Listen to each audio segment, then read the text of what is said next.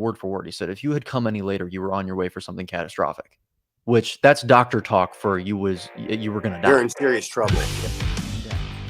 Hello, carnivores, and welcome to session number 50 of the #1 bodybuilding podcast in the United Kingdom. Eddie Goeke is joining us today. He's an absolutely brilliant author and content creator who regularly features Professor Bart K and other familiar faces, or voices rather, that you've heard on this channel. Eddie is particularly skilled at poking holes into what society takes as granted as conventional wisdom concerning optimal nutrition. Today, we will be once again discussing calories in, calories out. If you've been listening to our show for long, you know that I used to be the biggest advocate for calorie counting as the best tool for fat loss. I cut my teeth on Layne Norton's bodybuilding contest prep book, which I recommend to any competitive bodybuilder still to this day. It's an excellent read and it's extremely motivating. However, something that I've come to grips with is how detrimental calorie counting is not only to your mental health, but also to your metabolism and other aspects of your physical health. I read this in Dr. Herman Taller's very old yet classic book. It's called Calories Don't Count. And on page 37, he sums it up very, very well. When a low-calorie diet is called a crash diet, the term is perfect. A low-calorie diet causes a physical crash and can, carried into extremes, prove to be fatal. Many a public figure has been killed by crash diets within the last few years. In addition, once I realized that my own anecdotal evidence and that of my clients, how flawed this system was, 2 years ago, I decided to stop tracking calories once and for all, even as a competitive bodybuilder and a bodybuilding coach. This has been well received by everybody that we work with, aside from the occasional social media troll who calls me an abusive dad for not feeding my kids fiber. Calories are certainly the biggest pushback that we seem to receive there, and for a good reason, because many medical doctors, personal trainers, and even university professors unfortunately teach calorie counting as a healthy way to lose weight. And very unfortunately, there's lots of money in keeping people sick, so they're dependent on medical drugs and big pharma. It's hard to monetize self-sufficient, healthy people. The answers to your health problems are your responsibility to do your own research. The facts are there if you look for them hard enough and if you're really seeking the truth. Eddie Goeke is truly brilliant on these topics, so after getting to know him recently, I thought that his angle on the calorie topic would be another helpful perspective for those of you listening that are as confused as I first was when I was inspired to rethink what I've taken for granted concerning thermodynamics and the human body. Coach Stephen from the Ancestral Perspective is also with us, who you've heard before. Stephen coaches men between 35 to 60 to regain their health and vitality through the power of animal-based nutrition. A little over 3 years ago, and I'll be in your demographic, brother. That's right. Right, getting there. Steve is also highly educated and skilled in finding and interpreting data from peer-reviewed research articles to explain in scientific terms what I've been finding anecdotally for years. All right, so 2 quick things before we jump into the meat. Number 1, here's our Spotify podcast review of the week. It is from Sarah Lawrence from Seattle, Washington, United States. She says, I know people who use counting calories as an excuse to eat low-quality food because they will remain in a deficit. Nourish and fuel your body with a proper human diet. And that was in response to session number 47, the Carbohydrate-Insulin model, reverse diets, and why all calories are not the same. Agreed with you 1,000,000%, Sarah. Well said, Sarah. Absolutely. Yeah. Absolutely. So well said. You are seeing part B of what you just said in action every single day. I'm proud of you, sister. You're a remarkable athlete. All right. And now time for our L.I.S.S. We kick off every single Carnivore Coach's Corner recording with an L.I.S.S. And I'm not talking about cardio. I'm talking about a listener-inspiring success story. This is going to be from our listener named Stef. She's been consulting with Coach Mark and myself for a while and is seeing excellent progress per her Instagram post last week. So here I am, not like quite 2 weeks on carnivore. So basically 2 weeks on carnivore. Colt has given me a meal plan that I follow loosely. I don't measure or track anything really. I eat when I'm hungry and until I'm satisfied, but not stuffed. Eggs, bacon, steak, salmon, and pork with some lamb and local butchered sausage just for variety. I cook everything in ghee, bacon, bacon grease, butter. I have cream in my coffee. If I'm on the road with clients, I do Wendy's burgers with no bun, but I enjoy an extra pickle. My clients laugh when I pull the lettuce and tomato off. I step off the scale this morning and I'm down 8 pounds. 8 effing pounds, she says. I edited that. You're welcome. And started my cycle yesterday, so no pre-cycle water gain. Also, I just feel that I need to point out the food noise is gone. ED, and that's what we call eating disorder, by the way. If you recall from our podcast with Keto Mary a few weeks ago, she says, ED is being slowly silenced. Thank you for all the brave carnivores out there showing what's what. Keep on. Thanks, Colt and Mark, for the podcast. Super informative, and I love you both for calling out the nonsense. God bless you, and thanks a lot for that, Steph. You are a champion. Since she messaged me, she is now down another 2 pounds, so 10 pounds total. You can follow her on Instagram. It is at Steffi-Lifts with a Z at the end. I'll put a link to that in the descriptions of this podcast. She and I collaborated recently on busting a bad coach on TikTok too, actually. So you'll hear that later in this episode. I'm going to play a quick message that she sent me in response to a post by an online trainer who said this: keto is terrible for you. It's not sustainable. You develop a fear of carbs and it's just another fad diet.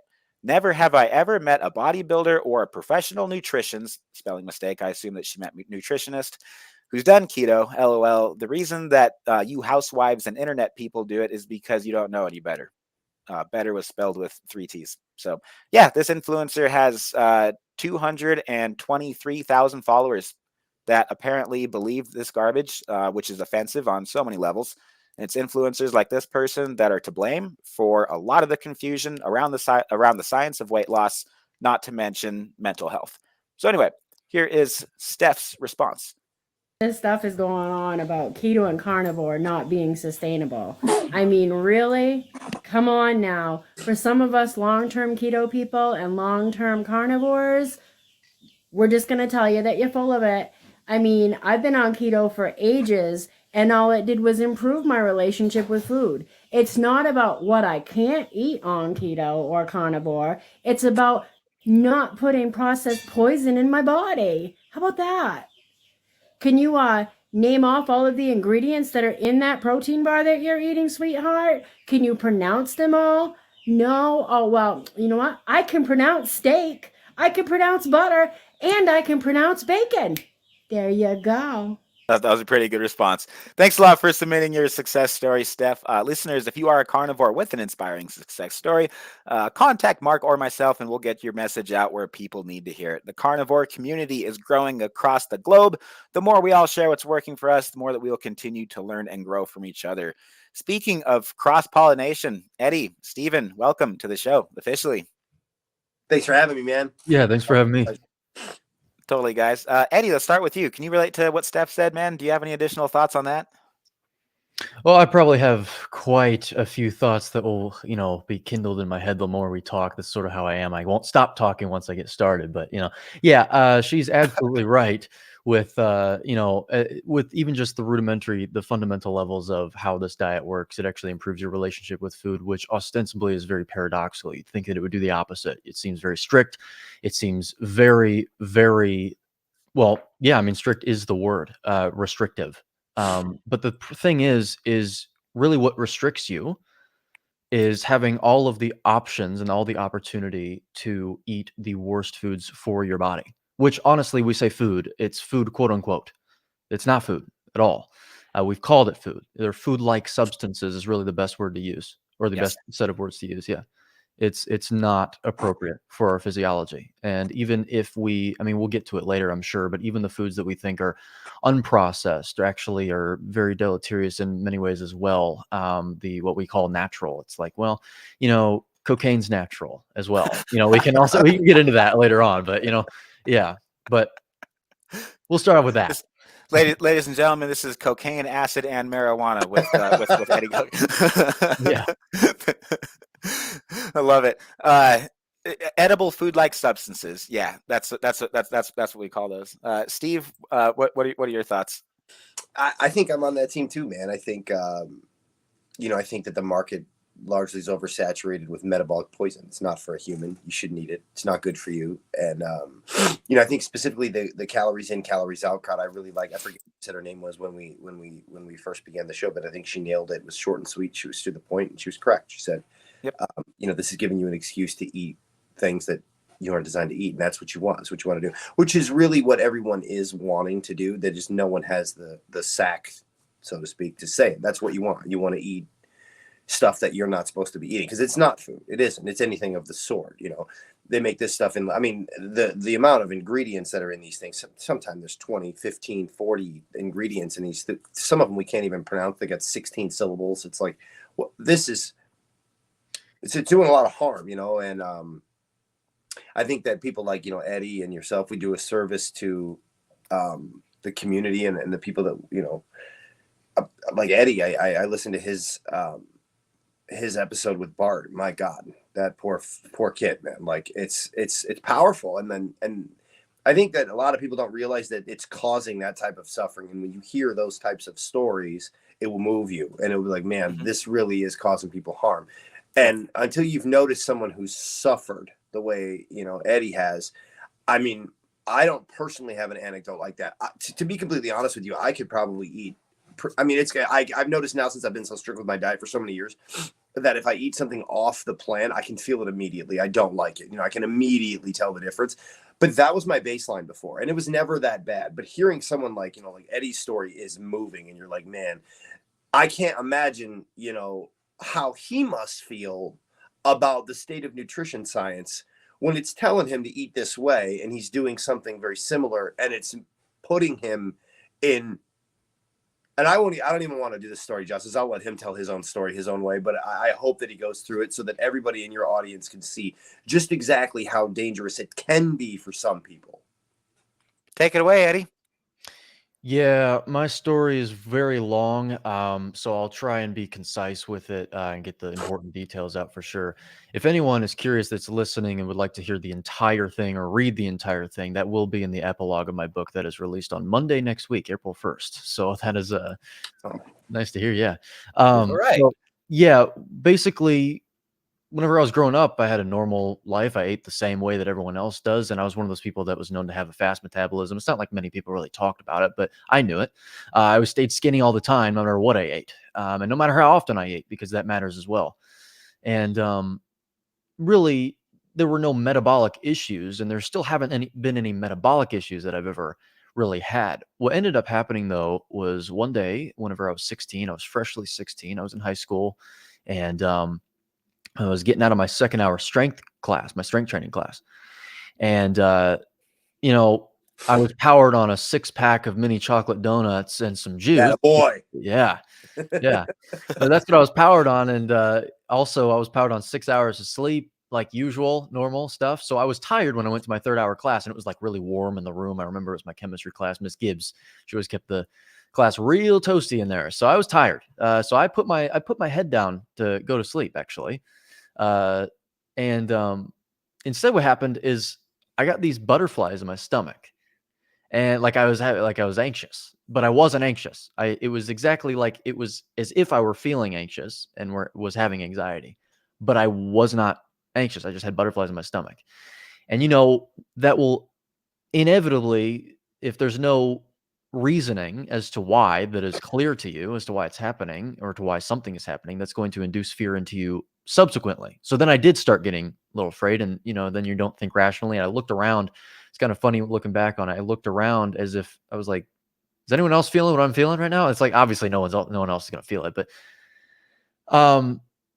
within a matter of seconds, I had my first panic attack without even knowing what one even was. Even after I had to leave the room, and I didn't know what was happening. I just thought my heart was racing real fast and something was going on. Something was wrong with my heart. So I went home and told my dad about it. He thought it was a fluke, and so did I, because I've never had any problems before with any mental or physical health. And so then I went to my room with some grapes and some pizza rolls, and I had just went ahead and went on my day the next day, except for the fact that it never got better. It just got worse. It started to get to the point where my homeostasis was having a racing heart, blood pressure swings, POTS, basically, postural orthostatic tachycardia syndrome, where you just, if you get up, your blood pressure and your pulse will swing higher, sometimes lower, depending on who you are. And the only time that I could get to a resting heart rate was whenever I would, just be sitting down.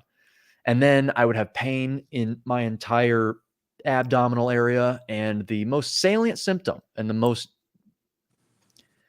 debilitating one that I actually still deal with today, and we'll get to that later. This is an ameliorable condition, and I'll get to what the condition is and how I've been able to heal it. But I'm about 70% there. So I still deal with the symptom, but it was pain, extraordinary pain when experiencing any emotion. And I mean like fear or happiness. And I'll get to why that was the case in the first place. There's an explanation for this.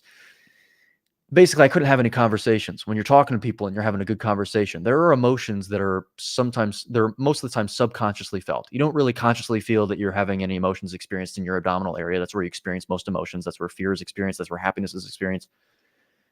But whenever it hurts to feel those, then you definitely are aware of them. I couldn't hold conversations with people. I couldn't watch TV shows. I couldn't watch movies. I had to be floor bound. It got to the point where I couldn't sit to be comfortable. I had to actually lie down on the floor, looking at the ceiling. I couldn't lie down with my face down on the floor or anything. It had to be face up. I had to have everyone make my food for me. I could not walk around without feeling like there were knives being stabbed into my abdominal area, front and back. It was really, really bad. It would fly up. It would go all the way up into my neck. It was just really painful, all the way down in my pelvic area. Well, we got a bunch of scans done, every scan that you can think of, went to the doctors and everything. And of course, they say what they always say. They go, well, there's nothing wrong with you. And in fact, actually, if there's anything wrong with you, it's in your head. So here, take these medications. And it doesn't help. It didn't help that I live currently in Southern Illinois, and this should be a crime. Sorry, continue. Yeah. No, it doesn't help that I live in a medical dead zone anyway. I mean, I had a neurologist. They did a nerve test on me in my elbows as well as everywhere else. They just wanted to see, all the nerves. And they said, okay, well, it looks like you have a very, very, very slight neuropathy that can be fixed if you gain weight. That's what they told me to do. They told me to put fat on my body to fix this debilitating issue. And I was like, okay, I knew he was full of it when he said that. I mean, like, what? Yeah, I have to stop you right there. I'm reading a book called "Calories Don't Count" right now, as I alluded to at the start of this podcast, and the chapter that I just finished on is how is why obesity is so debilitating, and just really all these studies of how people when they are obese, they can't get out of bed, they have less energy. It doesn't make sense because they're taking in so much energy, yet they never have any. And so that seems really weird that you're that you were recommended to put on body fat when you're already debilitated. Yeah, I know. Yeah, a lot of people think that obesity is an energy surplus. It's actually just a lot of adiposity and a lack of energy because they're really starving in the inside. That's what it is. No, it's erect metabolism. You're malnourished. It's not. Yeah. It is malnourishment, just on the other end of the spectrum. They can't they can't tap into those fat stores anyway. And even if they could, whenever your body starts releasing the fat within those fat cells, depends on the type of fat you're releasing from those fat cells as a result of what was being stored. And if you're eating a bunch of polyunsaturated fatty acids that are being stored in there, those will cause inflammation and cause a catch-22 situation a lot of times. Oh, where people, fun. Yeah. Because also the fat cells will release pro-inflammatory mediators.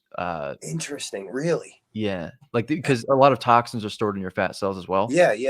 So it makes sense though, because that's why polyunsaturates are so damning. Yeah. Fascinating. I want to hear the rest of your story. Yeah. So eventually, it got to a point where I kept working because not only were the doctors telling me that there was nothing wrong with me, my own, and I mean this with all due respect to my mom because we're on good terms now, it was primarily my stepfather, told me that not only is it anxiety, he also said that he's dealt with it before. He said that all the time. So I've dealt with debilitating anxiety before. It's debilitating. The thing is I was experiencing anxiety afterwards, especially because I didn't know what was going on with me. Sure. I mean, That's sure. Yeah. that's not the what he was thinking it was the opposite, right? But anyway, so therefore I was, if anyone is listening and has been told that before when they have problems, no matter how much you know that they're not right, you start to actually believe them the more they say it. Yeah. You're gaslit into it. Yeah. So what ended up happening was I got a job during the pandemic, which was, I mean, that's like unheard of. People were losing their jobs during the pandemic. I got a job at Walmart around here, a local Walmart, but I wasn't like a stock. I lost mine in the pandemic, and I've been online coaching ever since. Sorry. Yeah, honestly, good. You're doing. You're successful. I'm sure doing what you're doing. So yeah. But yeah, I got it during the pandemic, but it wasn't a sinecure kind of position. I was actually doing physical labor in the back in the warehouse area, like the whole day. And so I wore my body down. I wore my body down more and more until eventually I did get another job that paid better. I started working at the Target around here just because I knew I had to get any job that didn't require as much physical, like arduous labor. And but by that point, I was already damaged enough to the point where January 9th, 2022, I had to go on leave and I never went back because I turned my head one way and my vision went black and I couldn't see. And it was very scary. And I was in a lot of pain that day anyway. And I thought, okay, I just need to go on a 2-week leave.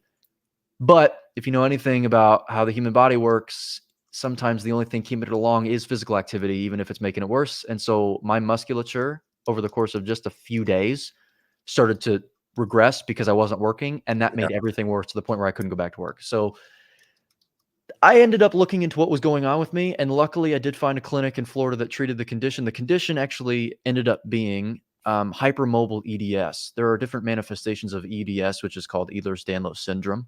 Mm-hmm. It is a connective tissue disorder. The most common one associated with that is elastic skin, very elastic skin. Except mine was in my joints, not my skin. It was in my ligaments.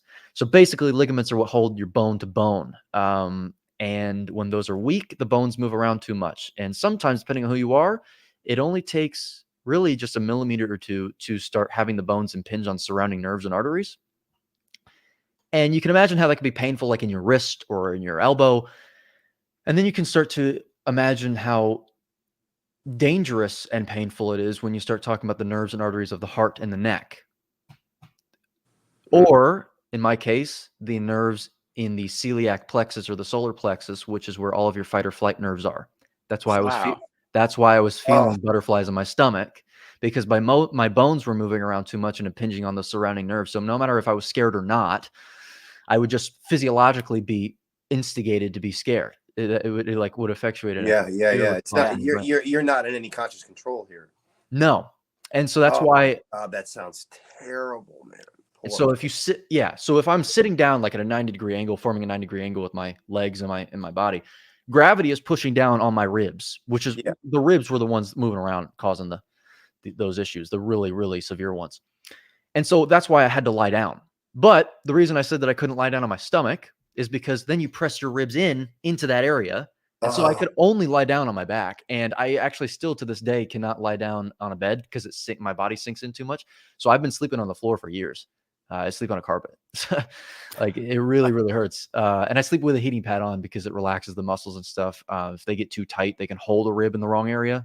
Yeah. So basically I found a clinic in Florida. When I found out about the condition, I thought it was just in one area. I thought it was just my neck. It turns out it's my entire body. And I'm one of the worst cases they've seen. They see people from the Netherlands. They see people from Japan, all across the world. It's one of the very few clinics that can administer this treatment in the way that they do. And that treatment is P.R.P. Many of you have actually heard of that before, platelet-rich plasma. Oh, yeah. They also have prolotherapy, and they also do the same sort of therapy with stem cell extraction from bone marrow. So I haven't had that done before. P.R.P., they take your blood, they draw your blood, they spin it and concentrate the healing elements out of that blood. And then they spin it again to concentrate it further, administer them into shots, basically the syringes. And then they take those needles and they put them directly in between your ligaments, no anesthesia or anything, directly in between your bones and inject them with it. Oh, fun. Yeah. You have the opportunity to take like Xanax beforehand. They have administered Xanax. Yes, please. I don't take any of that because I don't do any of that. I'm more, yeah. they But or go like ahead, Eddie. nitrous. They have like nitrous too. I don't take any of it. I mean, the first time that I did that, they looked at me like I was crazy. They were like, "You sure you want to do this?" Because you're getting like, for example, I would get like my whole spine treated. They're like, "No one does this," but especially without any medication taken. But the thing is I'm not the one paying for the treatments. My grandmother is, and we've spent over $100,000 thus far on these. Oh, I'm certain. I was going to ask you. That can't be cheap. She has millions, to be fair. I mean, I'm trying to be humble saying that, but she does, and so she's able to fund it. So it wasn't my money though, even so. So I was like, well, how much do those medications cost? And it was like $5,000 depending on how many I took. So I was like, I can't, even if I wanted to, I can't do that because it's like that's way too much money. And one appointment would be $7,000. That's so I have gotten over 40 of those, I believe now. And I'm about 70% there, but it's still to the degree that it is debilitating. I don't have a normal job. I can't. I really want to. It's not fun still living with my parent. It's not like it's not fun to do that. Yeah. As a 20-year-old, almost 21. Yeah. But I thought, okay, as I'm doing this, let me go ahead and start a channel.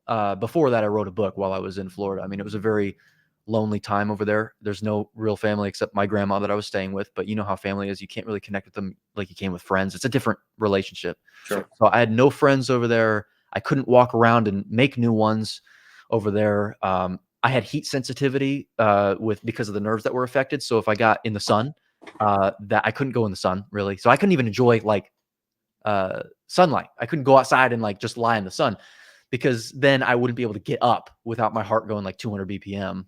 Like, again, it would feel like it. It's like, it would probably go up to 170, 180. Like, it was really bad and debilitating. So I wrote a book while I was there. And before that, I studied a lot. I started studying biochemistry, which is what I talk about a lot in my videos and stuff like that. I focused primarily on that. At first, I started looking at human nutrition science, but I realized how, and I'm sure that we'll get into this. I realized how absolutely fallacious that is, and it's just bred in circuses, but I looked at the hard sciences like biochemistry, human physiology, and then I came across, while I was doing it, Professor Bart K, who at first I could not stand him. I agree with you on that. It took me some time to become friends with him, and I think vice versa. But now we get along great. We put our differences aside, move forward. Yeah, I realized. Yeah, you go ahead, Stephen. You had something to say. That's no, I was but as far as Bart goes, I've been listening to this type of information and absorbing this information for several years before I found out who Bart K was. And one of the first things I heard from him was the calories argument. And I had an ex who was a professional now bodybuilder, and she would always count calories and do calories. Like that was, so when I first heard this, I was like, but the way I thought about it like this. Okay, this guy is a professor of health science. He's clearly understands what he's talking about, and he's framing it in such a way where he's basically saying, these are the facts. If you don't like them, come tell me why I'm wrong. And when someone does something like that, that's boisterous, because you're saying I'm putting my flag on the top of this hill as an absolute authority here. I'm telling you this is the way it is. So when I heard those things, I was like, okay, perhaps everyone else is wrong then. Then I started to fact check him about calories, and every single time I did it, he was right. All of them, every single one. And while we're on the topic, I think Bart K needs to be bigger. Yeah, I think that we should do our part to get him on Joe Rogan, because he has the credentials in our community that, pardon my French, he can't be fucked with. Right. There's no one who can. What are you going to say? He is a senior academic or former senior academic. He has the CV to underpin exactly what he says is true. And that's why no one will debate the guy. Yep. But Eddie, go ahead, man. That's just an absolutely otherworldly story, man. Yeah, I mean, it's sort of, I'm being a little desultory and like squirrely with the order, but it's just because it's such a large story. Really, when I got there, though, I mean, one of the important details was when I first got to the clinic and they evaluated me, they gave me all the diagnostics. They actually are able to do DMXs. I don't know if you've ever heard of that, a digital motion X-ray, where it's not a still image. They can see your X-ray when you're moving, which is extremely important. Extremely important with this condition, because a lot of people have a certain manifestation of this condition, not to my degree per se, but on an X-ray or even MRIs, they can't see it because you're not moving, right? It'll look normal on a static image, but when you move, Yeah. They can see it. And whenever they looked at everything, they looked at my heart rate variability. They looked at my intracranial pressure. They looked at the widening of my arteries, depending on what position I was in, which matters because if your structures are messed up, it can, depending on where you move, one bone can push on an artery more. So when they said that, the main doctor there, he worked with the pioneer of prolotherapy. He was trained by him. So he's a big deal. He's been doing it for decades and going on 30 years. And he said, if you had come any, I will never forget this. I mean, word for word. He said, if you had come any later, you were on your way for something catastrophic, which that's doctor talk for you were going to die. You're in serious trouble. Yes, people, what is happening? Hope everybody's good. So, if you're on TikTok, make sure you're following us on our accounts, Carnivore Coaches Corner.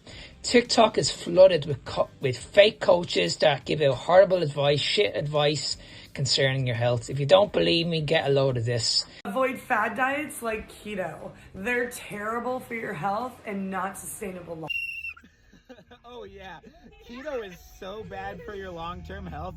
My fasted blood glucose levels and triglycerides are lower than they've ever been, and I've actually been able to maintain the best shape of my entire life for the past 4 years, ever since I stopped eating carbs. So I guess my only question is, how do I get all my clients off of their keto plans and to go work with you instead? That's a good idea, huh, babe? Yeah, we should probably get our kids off keto and get them onto that meal plan. Keto is the best diet ever. You can eat endless amounts of bacon and butter and oil. And salt! You can't forget the salt! Even when you want to add carbs back into your diet, you're going to have a horrible relationship with food. I have been keto for a few years. It removed crippling anxiety and helped me heal from an eating disorder, and every time I get carb curious, my mental health deteriorates again. Keto has tremendously impacted my life in so many different ways for the better. Lost 15 pounds within the first year. I was able to focus on tasks much better throughout my day. I experienced sustained energy throughout my day and didn't have that blood sugar crash during my day. I introduced weight training, so I lost another 15 pounds after that, and was able to build muscle while being keto. Definitely recommend the keto diet to everyone. So for the first time in my life, I control the foods I eat. They don't control me, and this is all thanks to keto. I've been keto for 8 years, man. It's fucking awesome. I mean, I've been on keto for ages, and all it did was improve my relationship with food. It's not about what I can't eat on keto or carnivore. It's about not putting processed poison in my body. Make sure you give us a follow over there, okay? We also post meal prep videos, workout tips, and tips from top carnivore doctors and nutritionists from across the globe. Now back to the show. Yeah, and I knew it. I mean, it's not like it shocked me when he said it. I was so relieving to hear someone actually verify what I knew this entire time. I mean, because it validated you, man. Like you can accept reality. I'm not nuts. Like, sorry, go ahead. I'm not. Yeah, no, exactly. It validated me, and I'm not nuts. And yeah, it's exactly what I felt. And my dad was there, and my grandma was there, and my mom and my stepdad, they couldn't come with. I mean, that's fine. My stepdad wouldn't have come with anyway, I don't think. You know, my mom couldn't come with though, and that was fine. But whenever we left the clinic, I immediately called her and was like, "Hey, yeah, everything that I've been saying for years, you said that I could just I needed to stay on like a benzodiazepine. Anxiety, Eddie, is what it was." Yeah, I was like, "Well, look, this is not the case. I was very validated and everything, yada yada." And she was like, "But I mean, to this day, I have not received apologies from anyone that has said that. Wow. Not one. Which, you know, I'm someone that I'm pretty magnanimous. I'd like to, because I mean, at this, if you're not, you sort of let them win, you know. So I try and be forgiving with it. I get it, but at least they know now, and they're actually validating what I feel. They're not ever telling me again, like, "Hey, you're making shit up." Like, no, you can't say that anymore. So I did stay there for months on end, and I would take a few weeks to come back home because of homesickness, which affects healing. Mental health is of course it does. Yeah. So I would stay for months and months and months, and it was just healing mentally as well is not a linear process, and it definitely wasn't a linear process. I thought I was on my way up, and then eventually some of these treatments will make things worse sometimes before they get better, because if you tighten up one area, it can make another area have more Oh my force God. imposed onto them. This is a nightmare, bro. Yeah. So like there were times where I was more debilitated after getting a few treatments than I was before. And the treatments themselves are extremely painful. I mean, you'll have your wrist like this big after a treatment once you get it treated and stuff like that. But it's gotten to the point now where I can now, I mean, during that time, I had a friend that is now my girlfriend. She's been a huge help, and she was a huge help during that time as well. She's really she's the person that got me through that, like one of the only people that did. And she continues to do so now, to the point where we got together and I can actually stay here for longer periods of time at home without having to get treatments very regularly. But the entire reason I'm doing my channel and stuff like that is, of course, to teach people, and as a serendipitous effect of that, make money so that I can actually fund travel fees and get to the So really the utmost goal, the most important goal, is really trying to get a if I play my cards right. I know this may seem chimeric and like a very bold claim to make. I think that we may actually be able to, if I aggregate my funds, if I play my cards right, and her funds, we could probably buy a house down in Florida right next to the clinic. That'd be fantastic, man. Florida's a great state too, man. I mean, it's nice. Absolutely. Yeah. So one question, Eddie, how did you tie into the nutrition, like food, into this? Like, did this agitate it, aggravate it? Go down that road. Yeah. So basically, before I ever went to looking into what my condition was structurally, because I didn't really know it was a structural condition, I thought it was all related to diet and pertaining to diet. The reason why was because one day I got to a point where every symptom that I was experiencing, I got very hyper aware of any tiny thing that would cause any tiny symptom. You get like that when you're sick and when you're debilitated and disabled in some way. For sure. So what happened was, one night I couldn't sleep. I went downstairs and I grabbed in my mom's pantry. I was staying at my mom's house. I was about 17. Went to the pantry and I just grabbed like every grain-based snack just because I wanted to eat something. And it was all grain-based, which is primarily what things are based around anyway, conventional foods. And as soon as I ate them all in like one sitting, like in like 5 minutes. It's like, that's pretty typical of me. Because again, fast metabolism, I had no consequences of doing that at all. Yeah, I know. Well, all of my right. Yeah. As soon as I did that, my muscles all around my abdominal area started twitching. Everything started twitching, spasming. And I went, whoa, what's going on here? So as soon as that happens, it sounds, once again, very paradoxical, very ironic. I went upstairs and I was ecstatic because I was like, I have a lead. I have a lead as to what's going on. Like, maybe that's what it is. So I looked up very inane, like it seemed like a very inane question to ask in Google in the search engine. I put down, are grains toxic or something? Like, are grains bad for you? I think that's what it was. And the first article that comes up was an article by CrossFit Impulse. And it said, no, here's the thing. You'd be surprised. It says, why grains are killing you. And I went, a CrossFit article. CrossFit Impulse said that. No kidding. Yeah. So as soon as I looked at it, I went, what? I thought it was like, I was just, making things up in my head. Right. Well, I look at the article and that's when I learned about lectins. It was the first thing I ever learned about. I learned about lectins and I went, okay, so grains have lectins, stay away from grains. Well, I started doing it and I felt a little better, but I didn't really feel I just read all about lectins in Dr. Kiltz's book, and now I'm like, I see why the paleo crowd is so anti-grains and why I felt so much better, at least going from a standard American diet to the paleo diet. Because here again, the paleo diet is the gateway drug for the keto diet, and the keto diet is the gateway drug to the carnivore diet, right? Correct. Yeah. Yeah. And that's actually pretty much exactly what happened. And I'll get to that in a little bit. Mm-hmm. I was eating this like grain-free diet for a few weeks and I felt better, but I was thinking, well, I still don't feel the greatest. I'm still getting heat flashes after I eat certain foods. I feel like I'm going to sweat afterwards. It's like, it's really weird. And I'm still in a ton of pain. I still feel inflamed. And then I had a duh moment. I went, well, Eddie, grains aren't the only foods with lectins in them. Why don't you look for other foods that have lectins in them? I mean, you just read grains and lectins. It's not Right. You know, so then that's when I came across Dr. Stephen Gundry.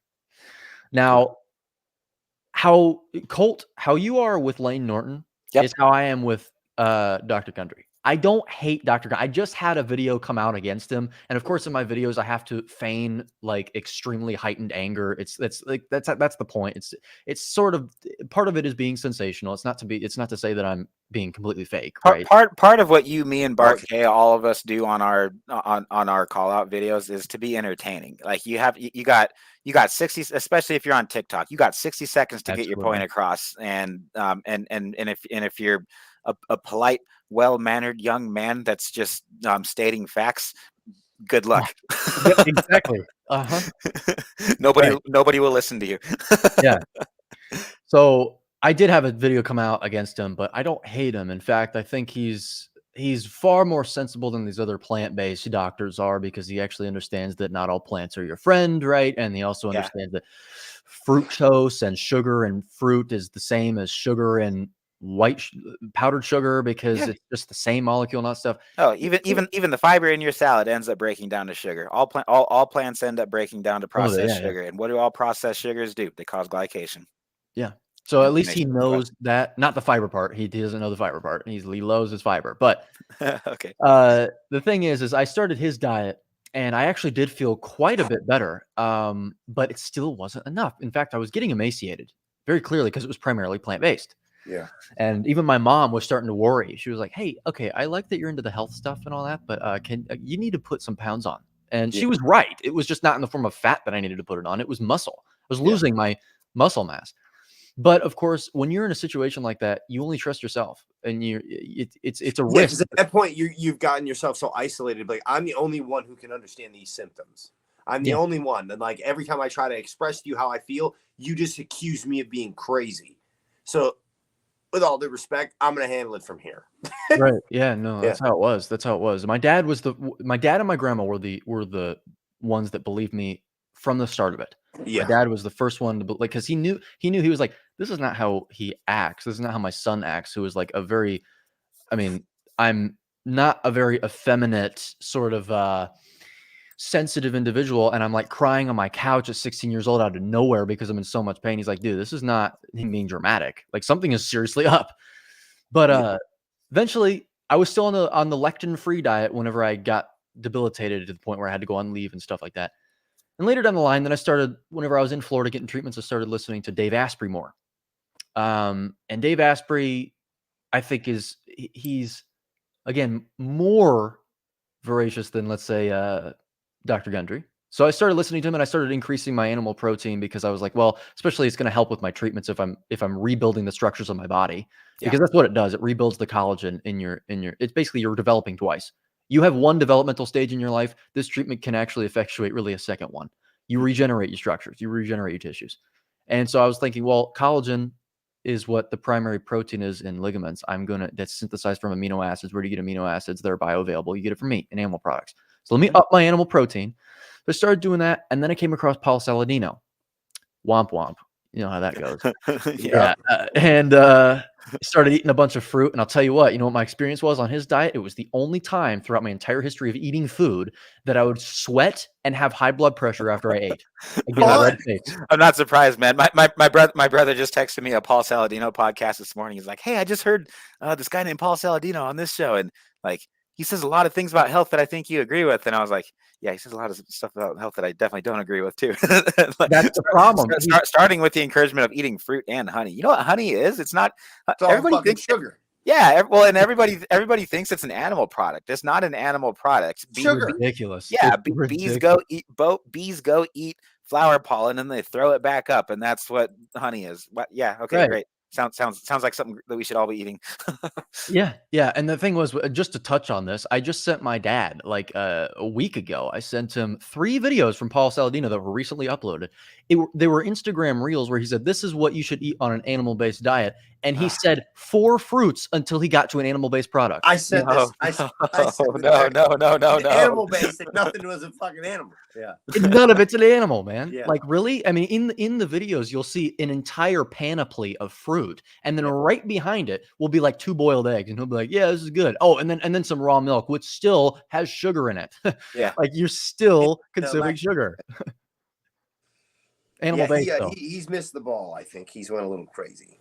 I think what started to happen is he was justifying his addiction by introducing carbs back in, and then what's happened is he kind of— That's what everybody does, and then it creates a rippling effect, and everybody is like, oh, that means I can have fruit too. As soon as he started telling everybody to eat fruit, like I had like half my clients started asking if they could have fruit in their diet. I'm like, no, really? No. Okay, try it. Let me know how it works for you. I had 2, I'm not going to say their names, but I had two ladies try it, and a week later, they're like, yeah, I'm not doing that again. I feel terrible. I'm like, yep, see, stop listening to him.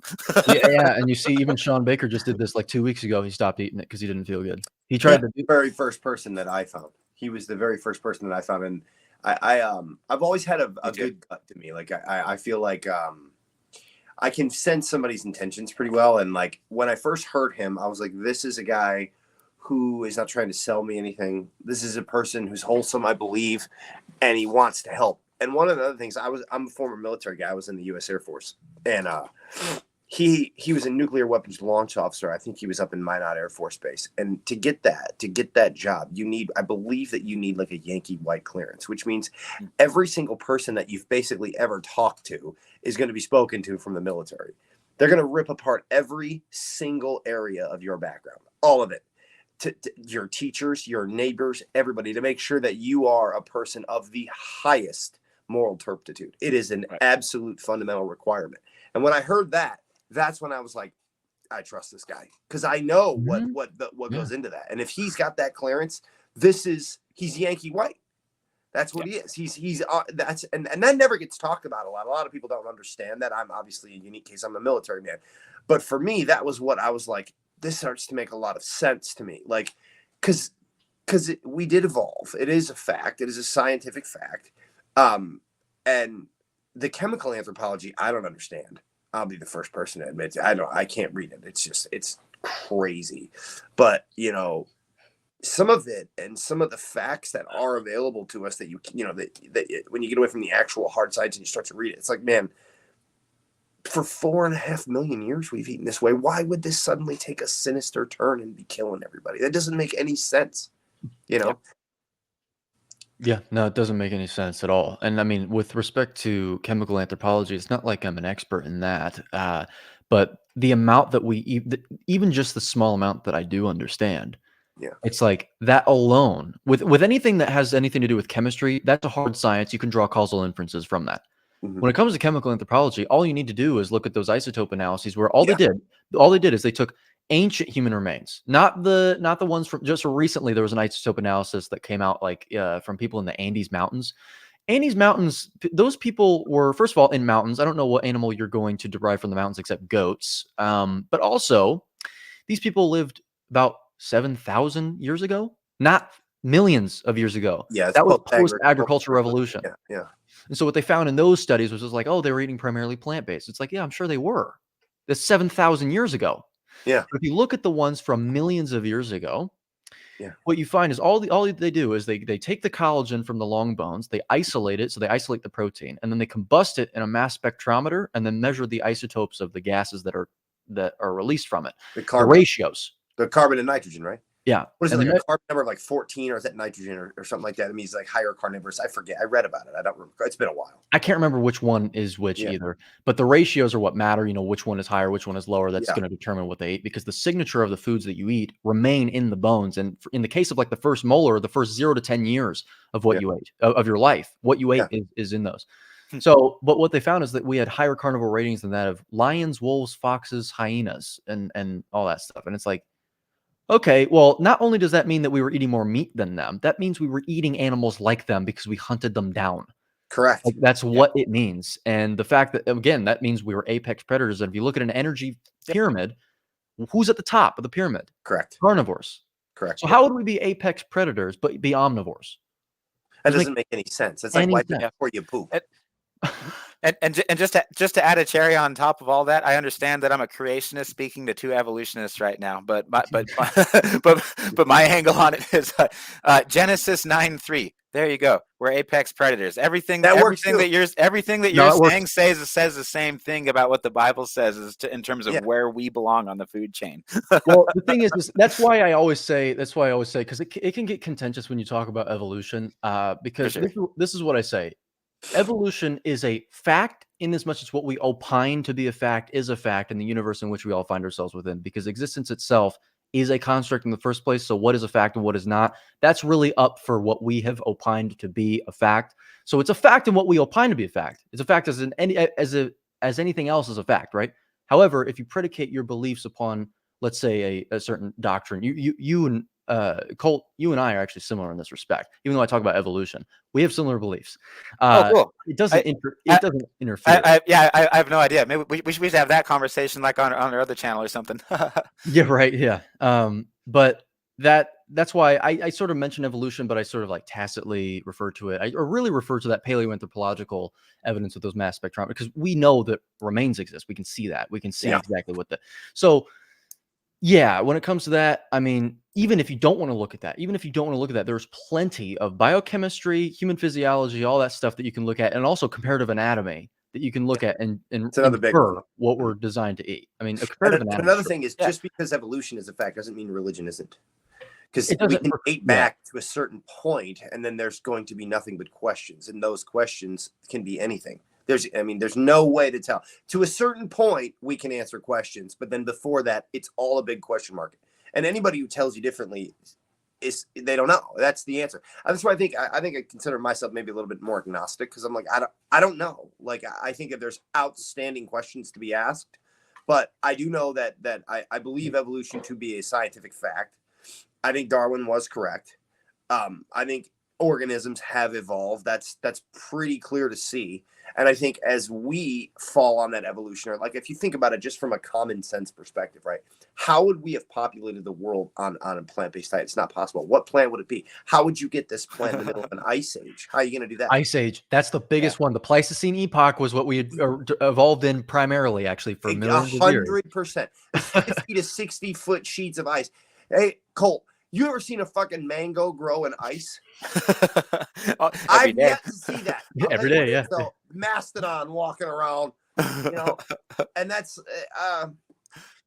but that and those anecdotes then get kind of like, you know, proven along the lines. Like, listen, I mean, I eat this way, and look what happens to me. Well, I can tell you what happened to me.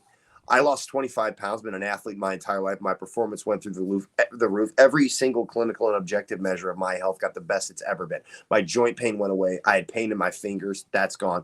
My energy systems all day long were the best they've ever been. My digestion's never been better. The sleep I have has never been better. My facial hair started growing thicker. That's never bro. Okay. Me, same thing, man. Yeah.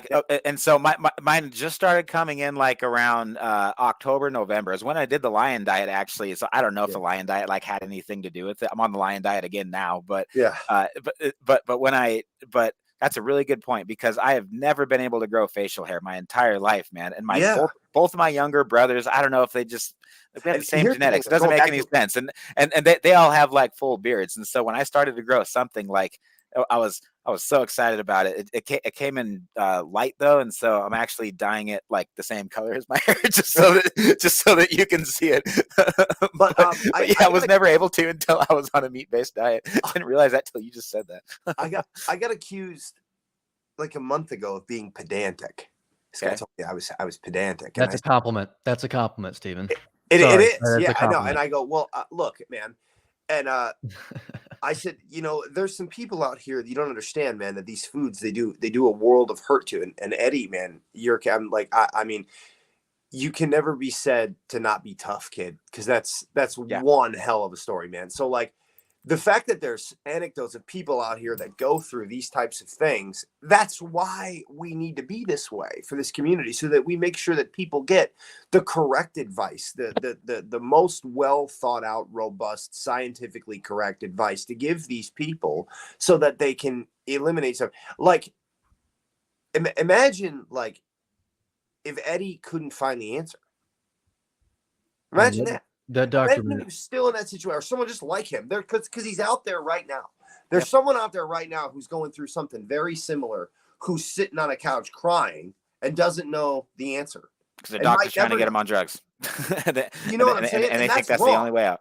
That's wrong, you know, and you know, good on you, man, for joining this community. And I hope your channel explodes, man. And I hope that, you know, that whatever kids out there that's going through what you went through, I hope you touch 1,000 of them, man, and you're able to, you know, fix them and show them the way. And because that's what matters the most, is that's why I get so upset with these people who are like, they give out advice that's wrong. And I'm like, you guys, you don't understand that some people can't do this because it's causing issues, man. You're causing problems. You're causing harm. That's wrong. And you, frankly, what is it? Dunning-Kruger, he says. That's what it is, where you think that you understand something because you read it a pamphlet or something like that, and you're furthering a chronic problem here. Go ahead, Eddie. That's the problem with. It's a big problem with, I mean, the millennial generation, but primarily mine, Gen Z. Where they basically get all their information. They depend on their information from infographics on Instagram that are about 5 slides long, and then they just roll with it. That's with politics, but that's also with everything else that's within the sphere, which, I mean, we try and separate it from politics, but everything is related to politics now, which actually that's just because it's natural. Everything is political technically, but you know, that's a big issue. I'll just see people just espousing like a like a puppet. Like a trained monkey, what they've been told by an infographic that permeated your feed somehow from, I don't know, someone with a blue check next to their name. Therefore, I can't believe how many people in 2024 use the appeal to authority fallacy. It's crazy. After what happened within the last 4 years, especially with what happened in the last 4 years. I mean, he's got a blue check mark and 100,000 followers, so he's right. Doesn't mean anything. Yeah. So not only appeal to authority, appeal to consensus as well. The Correct. appeal to majority opinion. That might be even bigger. Like this consent, like to get into the nutrition science that we were going to get into. This last European consensus statement is hysterical. It's absolutely ridiculous. And that right there is a prime example of this. Is like that no one has any moral turpitude anymore, and they want to push together a lot. I read this quote once. It said, "You can't trust anybody to understand something when their salary is dependent on not understanding it." You know that quote? Yep. I don't remember who said it, but I did, and it stuck with me for a long time. But that's it. That's a prime example of what this is. This is 50, 60-year-old science that's been debunked about LDL 1,000 different ways from Sunday, from 150 different decent academics, left, right, and center, and they still put this out there. It's just to sell statins. That is the only reason. Yep. And statins are arguably, not even arguably, it's not even really up for debate. When you know the mechanisms as to what it effectuates within the body, you know that it is the most toxic mitochondrial poison that you could ever be taking. It damages the CoQ enzymes within the mitochondrial membrane and the electron transport chain. Over time, the damage actually turns into destruction, which is why you see, by the way, if you guys didn't know this, the association between populations that take statins and the presentation within those populations of ALS is about 11,500%, which is the same association that you see with smoking. The same one. A lot of people don't realize that actually, technically, on a scientific basis, you can't say that smoking causes lung cancer. There's that massive association, and there's a mechanistic speculation that is very, very obvious, right? So on a scientific basis, you can't say cause because you can't put two people in labs that are genotypically, phenotypically identical, all that stuff. But that association is so obvious that you can say, okay, well, what else could possibly be causing that? The only other associations that are that strong that you see, besides smoking, are the trans fats, like for margarine and stuff like that, and the manifestation of diseases like, you know, the major killers, and also statins and ALS. So this is where epidemiology can be very useful, because though you're correct, you can't use the word cause here. What you can say is it would be irresponsible now for me to tell you it would be safe to smoke or it would be safe to take statins, but that's not going to happen. Because statin, if you Google right now, what is the most widely prescribed medication? I don't know if it still is, but it was at one point. Statins. It's Lipitor, I think. Yeah. Is it Lipitor? I think it probably sure. is. I mean, it's absolutely criminal that's the state. Like, Yeah. And this killed my dad. My dad's dead, 58 years old, died of cancer. He told me one day that he didn't feel good. 10 weeks later, he was gone. 10 weeks. You said so he's taking statins? He was taking statins? It wasn't a statin. It was just metabolic dysfunction. A lot of it, and I don't want to sound crude here, but a lot of it was my father's fault. He was a person he was a Midwest guy. I grew up in Northern Illinois, just and you know what it is. It's a lot of beer drinking, a lot of bratwurst, a lot of pizza, a lot of junk food, right? And he was one of those people that was like, I'm going to do it my way, and I'm going to live my life the way I want, and I'll accept whatever consequences may come. And as a result of it, I was like, when he got sick, I had about 10 weeks, and this is what started me in this journey, as I started to really research. The first book I read was How to Starve Cancer by Jane McClellan. That was the first book I read. I read that book, and she alluded to a lot of dietary issues, carbohydrate. And I started to look at my own diet and was like, man, I eat a lot of this too. And I'm like, damn, this is, those last 10 weeks were traumatic. And it shook me to my very core. And I'm like, man, what a horrible outcome. I mean, 58 years old and he's gone. And it's my mother is a mess, and she doesn't even know what to do. And I take care of her now mostly. And that's what started this. And then, I was motivated by that, and I started to read. And for every article I read, and every Bart K podcast I listened to, and every Sean Baker, reel, and all this stuff, it started to come together, and I just got more and more angry. And I was like, you're hurting people, man.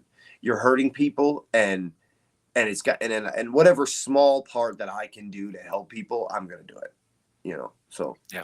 It's exactly how I feel as well. I mean, I wasn't actually going to even start this channel originally. I was just going to write that book and hope that, I could permeate through in this space, with just on a more subtle level.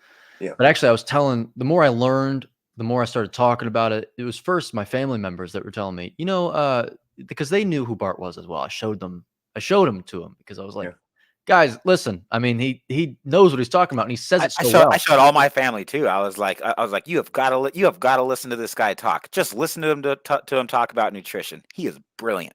Right. Sorry, go ahead. And so when that happened, they were like, you could do that, right? You can do that too, right? And I was like, what do you mean? Like do videos like him, or like talk like him and stuff like that? They were like, yeah. Do you even like you hear how you talk about this stuff, right? And I was like, yeah, but look at me, and also I'm not like, I don't have this and that credential. And they said, well, who cares? You already know the appeal to authority fallacy is ridiculous. You know that you can learn effectively 90% of the things they teach in university that is of veracity, you can learn online for free, which I've known now from experience. The only thing that you can't learn is experience in a laboratory, which is something I'm trying to get to at some point. Right. But the fundamental knowledge within the books, right? It's there. Yeah.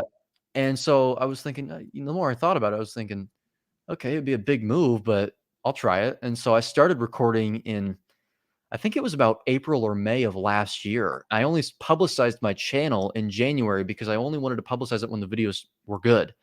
When I knew that, when I was really proficient at it and adept at it. And so that's why I think that's one of the biggest reasons why my channel has blown up so fast, is because I started it whenever I was really good already. I was recording for 6, 7, 8 months beforehand. Yeah. So I've never one day watched one piece of your content and thought, this guy's an idiot, doesn't know what he's talking about. Not one time. Like, I get the complete opposite effect. Like, this is a very, and as a person, and I will tell you right now, that has looked very deeply into this topic for many years. I know it's clear as day that you have looked into this a lot. Like, I was telling Cole, we need to get Eddie in here. Like, Eddie knows what he's talking about. Trust me. Way to go on your YouTube channel too, man. Yeah, man. I got to get on your YouTube channel. What's your YouTube? 1,500 subscribers. I'm gonna plug it in the description, pal. It's Edward. You're doing great, man. Yeah, thanks. I appreciate those comments from both of you. I got 1,500 subscribers, and the channel is Edward A. Goeke, the name of it, but the tag is at e.goeke_. Cool. Goeke for anyone listening, if you just want to type that in, because it's hard to. hard to spell that just Yeah. by listening to it. Yeah, but- we had to re-record the intro because I butchered it the first time, and I was like, "Bro, how do you pronounce your name?" Yeah. He's like, it's "It's all right. Goke. It's not that hard. You dummy." Yeah, but yeah, I this all started because I was talking about, you know, yeah, that's why I wanted to start the channel up. You know, it was like I suffered, and if I'm the one, if I'm someone suffering, I'm not the only one. It would be arrogant of me to assume that I'm the only one suffering like this. Yeah. Yep. So I thought, okay, well, even if my condition didn't exactly, I think it may have diet probably had a part to play, because I think primarily the one detail I didn't mention was throughout my entire time of growing up. I mean, my first hamburger and the first bit of beef I ate was like I was 10 years old. Like I had very, very little animal products in my diet growing up, and we know what ligaments are composed of. Now, do I believe that there's arguably millions of other children that grew up the same way that don't have the same condition? I think I had a genetic predisposition to developing something like that. And the way that my dysfunction manifested as a result of poor diet being the catalyst was just in a different manifestation in this particular one than someone else's. It doesn't mean that diet did not have any role to play. I think if anything, it made it worse. And so even if diet wasn't the primary catalyst, it was like, well, it seems to be the primary catalyst for everyone else's. So I've learned all of this stuff, dietary stuff, and lifestyle stuff as well, a little bit of it.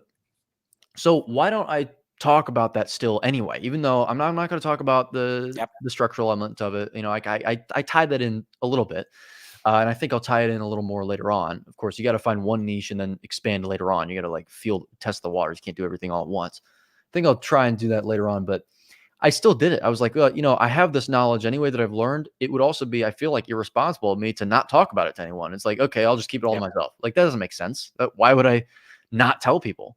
So that's what I've been doing. And I'm one of those people that I'm always worried about. I'm extremely assiduous with what I say, every single word, because of the fact that I'm so worried about saying something that's wrong and then therefore misleading people, because I've been the one misled. Yeah. And so before I say anything, even in the comments when people ask me questions, it's like I can either pretend like I know what they're talking about, and so I can aggrandize myself in their perception and act like I'm like the smartest person in the room, or I can exhibit some humility and be like, hey, I'll get back to you on that after I ask someone else that's more credible, and then I'll keep it in mind to learn more about that and look into it later on.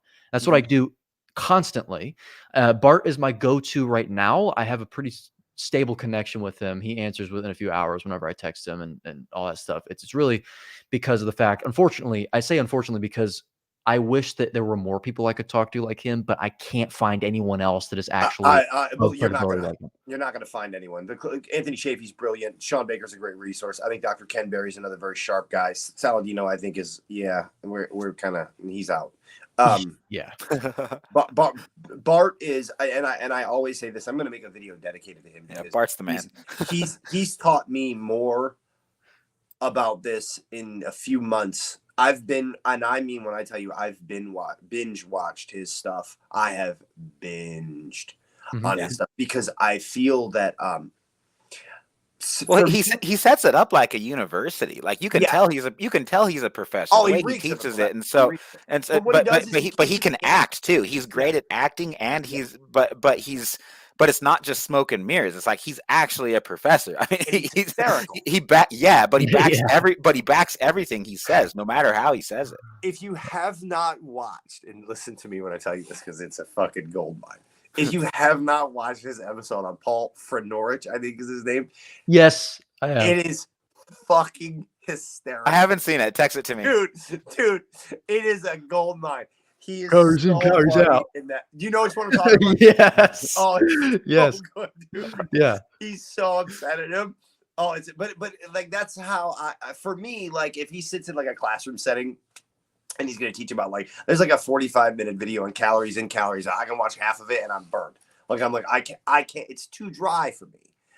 I have like ADHD so bad. So like, if you can't keep me, I'll be out there somewhere. I'm the same way, bro. You know what? I tailored my content towards people like you and I, because I have like the fast cuts and there's no point where I'm breathing like in the video, because I cut all that out. It's exactly for people like you, because yes, Eddie. Go.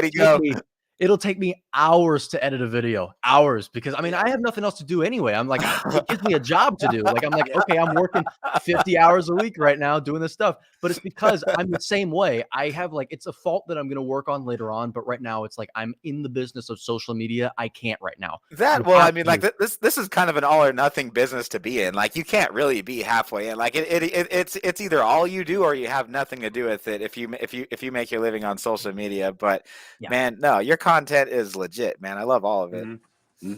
Yeah, I think what I try to do is you know, of course, everyone in the comments has said that I'm a what do they call a facsimile of Bart, you know, like I'm an exact copy. And it's I would take that. That's a compliment, man. You should be replying back and saying thank you. There's similarities to you two, but I don't believe that, because I think that you're just similar to him.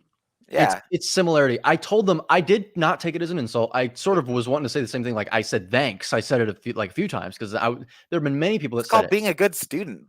Yeah. That's another thing is like, I'm the same way, Eddie. There's I don't even know how many Turner phrases and catchphrases that I use that come directly from him. And it's he taught me. Like, he's the professor. I'm listening to him. He's teaching me how to do this. And I'm like, okay.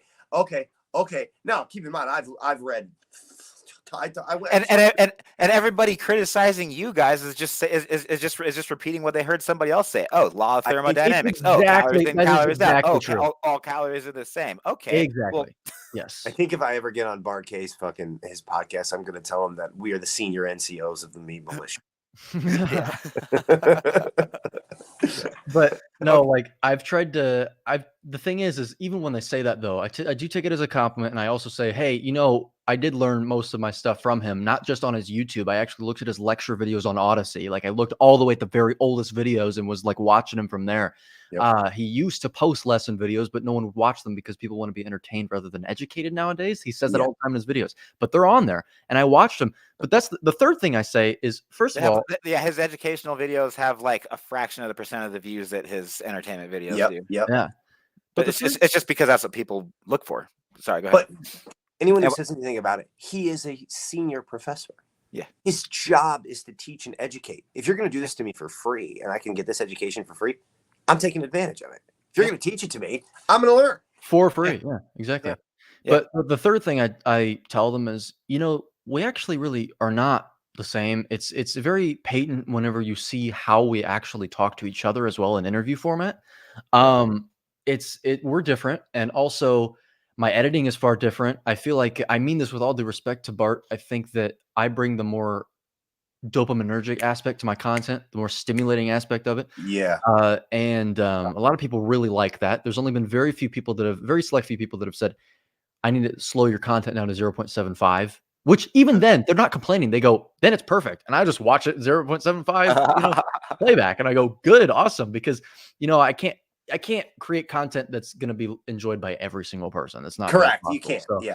But mostly, I mean, it seems like I'm growing faster than he did. Again, I mean this with all due respect to him, because I learned everything, not everything, but most from him. And so but the thing is like, we are different. You can see it in our channels. The only thing that's similar is that we pause very frequently when we're reacting. And we're acrimonious. We're very acerbic, you know. Like, not only that, let me say this. That's why Bart exists, is to make more like this. So it's to make for us to take this and be like, oh, I have something in common here. I've watched this suffering, or I have an anecdote like you have. Like, this is Bart is happy for that we're doing this. I guarantee you, me, Eddie, all of us, man. All of us live for this, dude. Like, we all seriously lose sleep and go to bed upset at the fact that there are people that think that tracking calories is the answer to their weight loss problems, and it's a matter of time before the crash diet effects catch up to them. Right. They wreck their metabolism, and now and then where do they go from there? Yeah. I actually, you know what? I want to touch on the whole calories issue. You know what? And that's actually the next question that I wanted to ask you. So I'm going to ask you that, and then let you head that direction. One thing that I did want to add before we did is we've been talking about lectins a lot, and so just in case we lost anybody, something that I think this is like the best summary that just like explains like in in a few sentences. Kind of what they are and what foods they're in and how they affect your body. But this is page 79 of Dr. Kiltz's book, Kiltz's Keto is Carnivore. Lectins, particularly dangerous anti-nutrients, are lectins. Anti-nutrients are nutrients that it's exactly what it sounds. They cause damage to your body. They don't help your body. So particularly dangerous anti-nutrients are lectins. Lectins are a type of carbohydrate binding protein that stick to a cell membrane in the digestive tract and throughout our bodies. Humans are unable to digest lectins, so they travel through our gastrointestinal tract completely unchanged. Foods high in lectins include nightshade vegetables, which is like tomatoes, potatoes, goji berries, peppers, and eggplant. All legumes, so lentils, beans, peanuts, and chickpeas. Peanut-based products such as peanut butter and peanut oil. All grains and products that are made with grains or flour, and many products that contain milk. Cooking these and many products that are used with, including cooking milk. So cooking these foods can help limit the effects of the lectins. Lectins are found in many foods, but nightshades, legumes, and grains are the biggest culprits. So to add insult to injury, in our efforts to maximize crop yields, the agricultural industry has been genetically modifying many fruits and vegetables, which has caused them to express even more lectins than what they had before. Yeah, see, it's a carbohydrate binding protein. The word protein there is important because if you look at foods that have lectins and you look at the protein content on there, which is what a lot of bodybuilders will do, they don't care where their protein comes from, even if it's from plants. Yeah. A lot of those grams of protein are coming from anti-nutrients that you're not absorbing for structural integrity anyway, and for production of collagen and other structural elements of your body. Lectins are protein. Also, 70% of the protein in wheat is gluten, 70 to 80%, which is a lectin. You're not absorbing that and using it for structural development in your tissues. You're not doing that. So yeah, they do enter, they permeate the gastrointestinal tract unscathed. They do it like completely with no alterations to their chemical structure because they interact with enzymes in your stomach and create zonulin. And zonulin is what actually breaks apart the tight junctions of the epithelial cells of your gastrointestinal tract. Or sorry, not epithelial. That's your blood vessels and veins. Yeah.